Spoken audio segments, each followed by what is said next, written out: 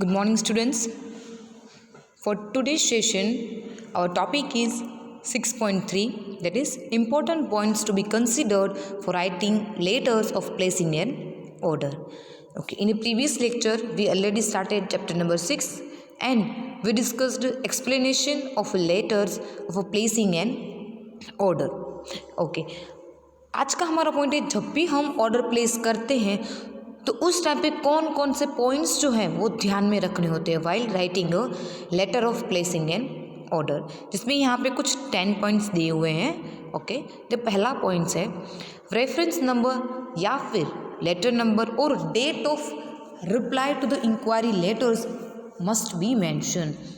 जब भी हमने इंक्वायरी के टाइम पे लेटर्स लिखा था उसका रेफरेंस नंबर एंड हमने उसको रिप्लाई किया था, वो डेट कौन सी डेट पे हमने रिप्लाई किया था और आज हम कौन से डेट पे लेटर ऑर्डर प्लेस कर रहे हैं वो डेट मेंशन करना नेसेसरी है. ओके, दैट मीन्स पहला पॉइंट ये है कि जो डेट ऑफ रिप्लाई है, जो भी हमने इंक्वायरी की थी उसका हमने रिप्लाई लेटर भी लिखा हुआ होगा, तो उस रिप्लाई लेटर की जो डेट है वो डेट लिखना नेसेसरी है. ताकि एंड उसमें ये भी मेंशन करना है कि आपने जो भी प्राइस सेंड की है, प्राइस है, दूसरी कोई टर्म्स एंड कंडीशंस जो दी गई है उससे जो बायर जो है वो सेटिस्फाइड है एंड इसीलिए आपको वो ऑर्डर जो है वो प्लेस कर रहा है. ठीक है, दूसरा पॉइंट क्या है कि जब भी आप ऑर्डर प्लेस करते हो उस टाइम पे आपको कितनी क्वांटिटी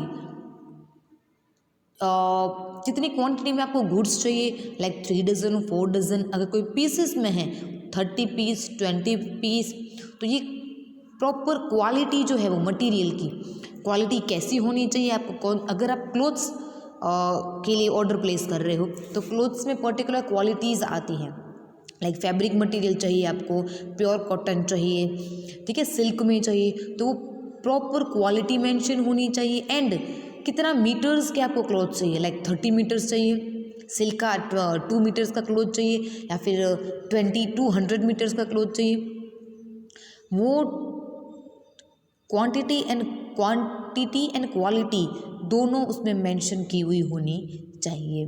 ठीक है, जब भी आप ऑर्डर प्लेस करते हो उस टाइम पे. तीसरा पॉइंट ये हमारा कि जब भी आप ऑर्डर प्लेस करते हो उसमें जो भी आइटम्स आपने डिस्क्राइब की हुई या फिर कोई गुड्स आपने मेंशन किए तो वो क्लियर होने चाहिए. उसमें जो भी इंस्ट्रक्शन आपने मेंशन की वो क्लियर होनी चाहिए. लाइक अगर आप कोई स्पेशल गुड्स प्लेस कर रहे हो, उसको आपको स्पेशल पैकेजिंग की रिक्वायरमेंट है आपकी, तो उसमें वो इंस्ट्रक्शन क्लियर होनी चाहिए.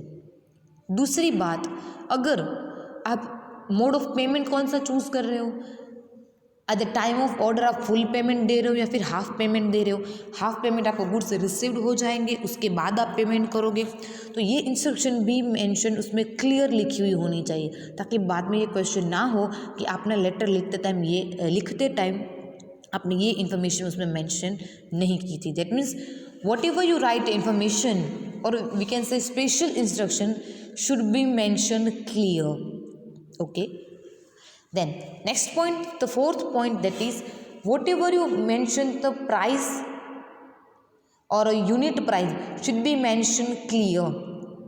अगर आप इतने डजन मंगा रहे हो कोई भी प्रोडक्ट्स तो उसकी पर आइटम उसके कितनी प्राइस है उसकी, ठीक है, पर यूनिट कितनी प्राइस है, तो वो स्पेशल उसमें मेंशन किया होना चाहिए. भले ही आपने प्राइस लिस्ट मंगाई है, आपने 200 डज़न आपने ऑर्डर किया है मैंगोज़ का, तो पर डज़न कितना रुपीज़ है वो उसमें उस प्राइस लिस्ट में क्लियर होना चाहिए. बाद में ये क्वेश्चन ना हो कि आपने उसमें पर डज़न कितनी प्राइस होगी वो तो मेंशन ही नहीं किया था.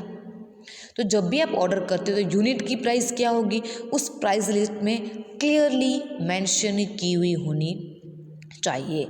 ओके, देन फिफ्थ पॉइंट है, जैसा मैंने पहले बताया, अगर आपका कोई स्पेशल प्रोडक्ट है, लाइक अभी रेन की सीज़न चल रही है फॉर एग्जांपल, तो उसमें अगर आप कोई गुड्स जो हैं आपके उसके लिए आप प्रॉपर लाइक क्लोथ्स आपने प्लेस किया है, क्लोथ्स का मटेरियल चाहिए आपको, तो उसमें आपको स्पेशल पैकिंग की रिक्वायरमेंट है तो वो आप कर सकते हो. उसमें क्लियरली मेंशन करना होता है कि आप इस प्रोडक्ट के लिए स्पेशल पैकिंग की रिक्वायरमेंट चाहते हो. ठीक है, कौन सी साइज़ का वो है उसमें सब आप मेंशन कर दोगे, ताकि due to the weather problems or we can say climate problems goods को कोई हार्म ना हो, गुड्स को कोई हानि ना पहुँचे, इसीलिए आपने स्पेशल पैकेजिंग की रिक्वायरमेंट की है तो वो आपको मेंशन करनी पड़ेगी।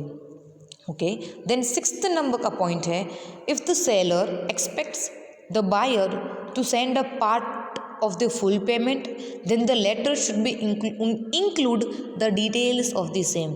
अगर सेलर ये एक्सपेक्ट करता है कि बायर जो उसे फुल अमाउंट दे, ठीक है, तो वो उसमें क्लियरली मेंशन होना चाहिए, क्योंकि जब पहले आपने जब इंक्वायरी की थी तो उस टाइम पे सेलर ने रिप्लाई लेटर में कहा था कि आपको अगर फुल पेमेंट चाहिए तो उस हिसाब से जब भी आप ऑर्डर प्लेस करोगे तो उस टाइम पे आप फुल पेमेंट करोगे।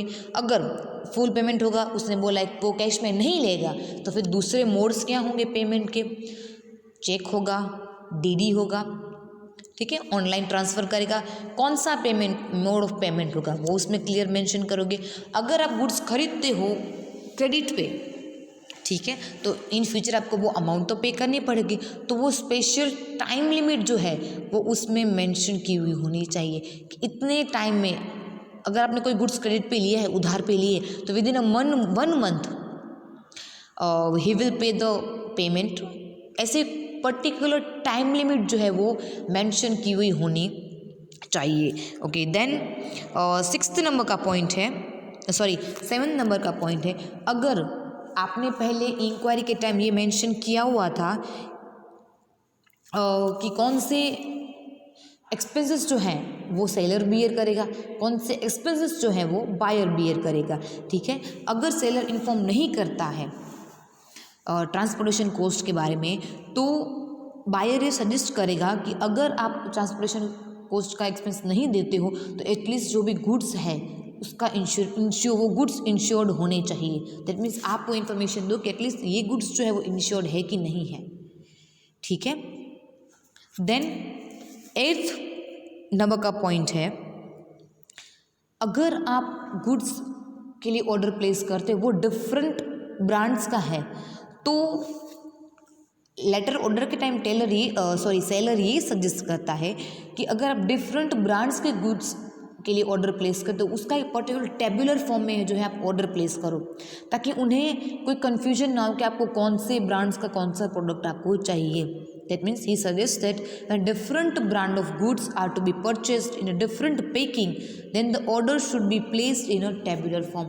टेबुलर फॉर्म में आप उन्हें ऑर्डर प्लेस करोगे कि जब आप डिफरेंट पैकिंग के लिए गुड्स चाहिए और डिफरेंट ब्रांड्स के गुड्स चाहिए तभी। ओके, देन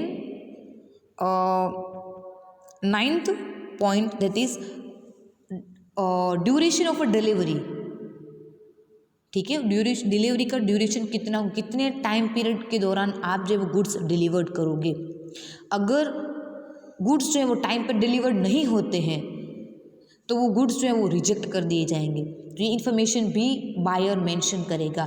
दैट मीन्स जो भी उन्होंने पहले टाइम पीरियड फिक्स किया था कि लाइक विद इन 4 days हमारे जो गुड्स है वो हम तक पहुंच जाने चाहिए, अगर वो गुड्स रिसीव नहीं होंगे मैं पूरा ऑर्डर आपको वापस रिजेक्ट कर दूंगा ये ऑर्डर। दैट मीन्स ये पूरा सामान वापस सेलर के पास चला जाएगा, ये भी मेंशन करेगा बायर उसमें ये चीज़। एंड एट लास्ट में बायर ये मेंशन करेगा कि उन्हें जो भी क्वालिटी का गुड्स मिला है, ठीक है, वो उसकी क्वालिटी अच्छी थी एंड इन फ्यूचर वो उनसे बल्क में और लार्ज ऑर्डर जो है वो प्लेस करेगा इन फ्यूचर, उन्हीं सेलर से जो है इन फ्यूचर वो लार्ज ऑर्डर जो है वो प्लेस करेगा। तो ये कुछ 10 पॉइंट्स थे, उनको ध्यान में रखना होता है जब भी आप लेटर लिखते हो, letter of placing an order. But यहाँ पे एक चीज़ दी गई है कि अगर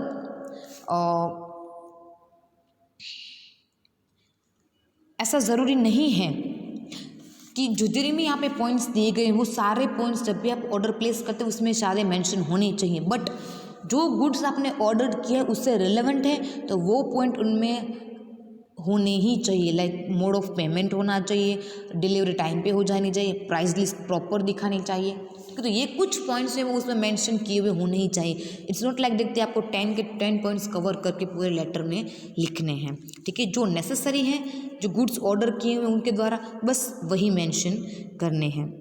ओके, तो यहाँ पे हमने कंप्लीट करते हैं इम्पोर्टेंट पॉइंट्स। अब यहाँ पे उसका हम एक सैम्पल लेटर देखते हैं जो पेज नंबर 43 पे दिया हुआ है। एक स्पेसिमेन दिया हुआ है कि जब भी आप ऑर्डर प्लेस करते हो तो कौन कौन सी डिटेल्स हैं, पॉइंट्स हैं, वो ध्यान में रखने होते हैं व्हाइल प्लेसिंग एन ऑर्डर। तो यहाँ पे सबसे पहले एड्रेस होना नेसेसरी है, ठीक है, लाइक रिसीवर का एड्रेस, सेंडर का एड्रेस, उसका मोबाइल नंबर, ईमेल।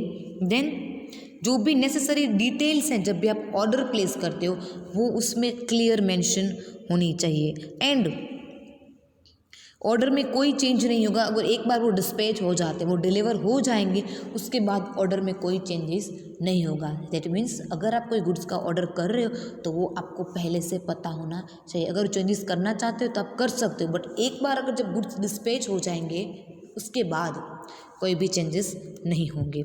अब यहाँ पे कुछ पॉइंट्स दिए हुए, वो कौन कौन से पॉइंट्स हैं वो ध्यान में रखने होते हैं।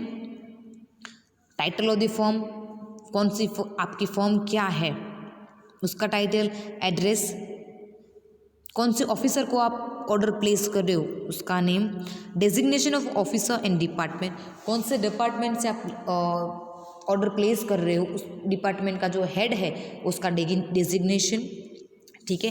देन यहाँ पे जो डिटेल्स दी हुई है, टेबुलर फॉर्म में आप देख सकते हो एक डिटेल्स दी हुई है। अगर तो जब भी आप ऑर्डर प्लेस करते हो तो मोस्टली टेबुलर फॉर्म में ही आप ऑर्डर प्लेस किया करो ताकि सेलर को कोई कन्फ्यूजन ना हो। अगर कोई एरर जो है उनको हम एरर कमिट ना हो, ठीक है। तो यहाँ पे दिया हुआ है सीरियल नंबर, कौन से टाइप का गुड्स है, अगर कोई आप स्पेशल गुड्स ऑर्डर प्लेस कर रहे हो तो वो भी मेंशन करो, कितनी क्वांटिटी होगी, पर प्राइस प्रोडक्ट का पर यूनिट जो है उसकी पर प्राइस क्या होगी वो भी मेंशन करो।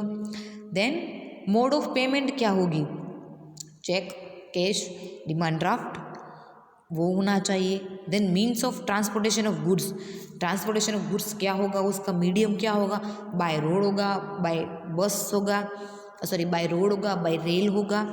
देन मेथड ऑफ, कौन सी मेथड से आप पैकिंग कर रहे हो, वो जब भी गुड्स डिस्पैच किए जाएंगे तो उसका टाइम पीरियड क्या होगा वो मेंशन होना चाहिए। उसमें सिग्नेचर जो हर एक में हम करते हैं, हर एक लेटर्स में, एंड डेट, ये कुछ पर्टिकुलर चीज़ें हैं वो मेंशन की हुई होनी चाहिए, ठीक है। तो ये स्पेसिमेन है, जब भी आप ऑर्डर प्लेस करते हो, लेटर लिखते हो ऑर्डर का, उसमें ये इतने पॉइंट्स जो हैं उसमें होने ही चाहिए।